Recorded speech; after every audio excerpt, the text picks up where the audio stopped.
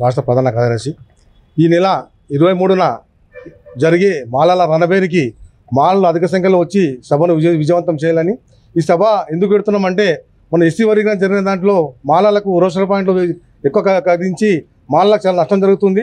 మొన్న ఎన్ని ఉద్యోగాలకు వచ్చినా ఉద్యోగాల్లో మాలలకు ఎక్కడ కూడా న్యాయం జరగలేదు. ఇది ఇలాగే కొనసాగిపోతే భవిష్యత్తులో మాలలకు ఉద్యోగాలు రాకుండా పోతాయి. దీనికి వ్యతిరేకంగా ప్రభుత్వం దీన్ని సమర్థించి చేసి క్యాబినెట్ పెట్టి చేసి మొత్తం ఈ రోస్టర్ పాయింట్ను సవరించి మాలకు న్యాయం చేయాలని మాలకు ప్రభుత్వానికి తెలిసే విధంగా ఈ సభను విజయం చేస్తామని, అదేవిధంగా చెన్నయ్య గారి ఆధ్వర్యంలో వెంకటేశ్వర ఆధ్వర్యంలో ఈ సభను విజయవంతం చేసి ఈ సభకు ముఖ్య అతిథిగా చూస్తున్న మంత్రివర్యులు వివేక్ గారికి కూడా ఘనస్వాగతం పలికి మాకు న్యాయం చేయాలని ఈ సభను బయటపడిస్తున్నాం. రాష్ట్ర అధికార ప్రతినిధిని చెన్నయ్య గారి నాయకత్వం వర్తిల్లాలి. వాస్తవంగా మాలలు తెలంగాణ రాష్ట్రంలోనే చాలా వెనుకబాటు గురైనరు. వెనుకబాటు గురై నిల్వ నీడ లేకుండా కాటి కాపరి వృత్తి చేసుకుంటా బతుకున్న జీవికి ఎంబీబీఎస్ డాక్టర్ సపర్యాలు ఇస్తే చనిపోయిన జీవికి కాటి కాపరు సపర్యాలు చేసుకుంటూ ఈరోజు నానా ఇబ్బందులు పడి మాలలు జీవిస్తుంటే మళ్ళీ వర్గీకరణ పేరుతోటి వాళ్ళ నడ్డి విరిచి వాళ్ళకు నోటికాడి బుక్క రాకుండా ఈ రాష్ట్ర ప్రభుత్వం ప్రవర్తిస్తుంది.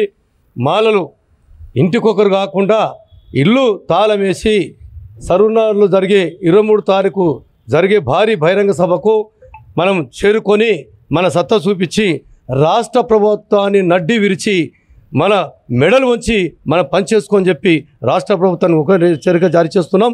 మాలల సత్యంతో చలో హైదరాబాద్ 23 తారీఖు నాడు బహిరంగ సభ చేసి చూపిస్తామని చెప్పి మేము రాష్ట్ర ప్రభుత్వం ఒకటే హెచ్చరిక జారీ చేస్తున్నాం. ఇప్పుడైనా సరే రేవంత్ రెడ్డి గారు రోస్టర్ పాయింట్ తగ్గించి మాలలకు న్యాయం చేయాలని చెప్పి మాలమాలకెళ్ళి కూడా డిమాండ్ చేస్తున్నాం. జై భీమ్, జై మాల, చెన్నయ్య గారి నాయకత్వం వర్తిల్లాలి.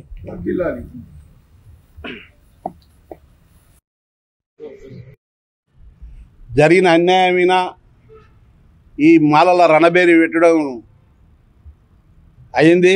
ఎందుకంటే ఈ ఉమ్మడిగా ఉన్నప్పుడు 2011 జనాభా లెక్కలు తెచ్చి ఇప్పుడు రిజర్వేషన్లు చేస్తే తీరని అన్యాయం జరుగుతుంది మాలలకు. ఎందుకంటే దాంట్లోనే రోసర్ పాయింట్ పెట్టి ఆ రోసర్ పాయింట్ నన్ను సవరించితే మాలలకు న్యాయం జరుగు, దాంట్లోనే చాలా అన్యాయం జరుగుతుంది. అందుగురించనే మాలలను చైతన్యం చేసి అన్ని జిల్లాలు తిరిగి మాలలకు జరిగిన అన్యాయాన్ని మేము హెచ్చరిక చేస్తున్నాం. ప్రభుత్వం ఏంటంటే మన రేవంత్ రెడ్డి గారు మీరు క్యాబినెట్ మీటింగ్ పెట్టి ఈ రోసర్ పాయింట్ నన్ను సవరించాలని మేము కోరుతున్నాం. ఏంటికి మాలలు 70 లక్షల మాలలు ఓట్లు వేయించి గెలిపించిన ఘనత మాలలదే. అందుగురించనే మాలలు ఎక్కడ చెప్పుకోలేక ఆత్మగౌరవాన్ని పోగొట్టుకొని మేము ఇంకా ఆడి కూడా మేము సపోర్ట్ చేస్తున్నాము గవర్నమెంట్కు. అందుగురించి మీరు దయచేసి రోసర్ పాయింట్ను సవరించాలని మేము డిమాండ్ చేస్తున్నాం. మేము నవంబర్ 23న మాలల రణబేరి మన సరూర్ నగర్ గ్రౌండ్లో లక్షలాది మంది కదిలి రావాలని మేము కోరుతున్నాం. మీ నీళ్లు మీరే, మీ బండ్లు మీరే, మీ కథలు మీరే, రాజకీయం కాదు ఇది. మాలలకు ఉగ్ర నరసింహలాగా కోపం వస్తుంది. ఎందుకంటే ఈ ప్రభుత్వం మీద మనం ఈ ఓట్లేసి గెలిపించిన కూడా మనకు అన్యాయం జరుగుతుందని ఉండరు మాలలు. అందుగురించనే లక్షలాది మంది కదిలి రావాలని దీనికి ఈ మీటింగ్కు మన ఇదే కన్నా మినిస్టరు మన ముఖ్య అతిథిగా వస్తున్నాడు. ఇదే కన్నా నాయకత్వంలోనే ఫుల్ మెజార్టీ విన రావాలని. ఏంటికంటే ఇప్పుడే తాడో పేడో గవర్నమెంట్ తోటి మేము తేల్చుకోవాలి. మేము ఏది ఇంతవరకు ఓపికతోటి ఉన్నారు మాలలు, ఓపిక నశించిందని కూడా మేము డిమాండ్ చేస్తున్నాం. జై భీమ్. బుర్రుల వెంకటేశ్వర మాట్లాడతాడు. అందరికీ నమస్కారం. నా పేరు బూరుగు వెంకటేశ్వర్లు, మాలమానాడు రాష్ట్ర అధ్యక్షుడిని. ఇవాళ ఏదైతే మాలలకు ఈ ఎస్సీ వర్గీకరణ దాని అనంతరం రోస్టర్ పాయింట్లలో మాలలకు ఏదైతే అన్యాయం జరిగిందో పూర్తి స్థాయిలో ఆ అన్యాయం పైన మేము గత 6 నెలలుగా ప్రశ్నిస్తూనే ఉన్నాం.